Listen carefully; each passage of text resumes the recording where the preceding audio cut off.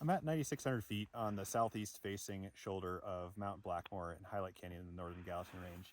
And what we have here is really similar to what we have a lot of the areas. We have a ton of really weak, sugary, faceted snow that makes up the majority of the snowpack. What we're missing in this spot right here is the slab on top. Now, there are some areas at higher elevations. We were watching snow blow over the ridge and drift onto slopes. These would be areas where we might see some cracking and some avalanches would be more possible. Now, going forward, we have a pretty significant winter storm coming up, and that is likely to put the missing ingredient into the mix, that slab. So as we go forward, we're going to see the avalanche danger rise.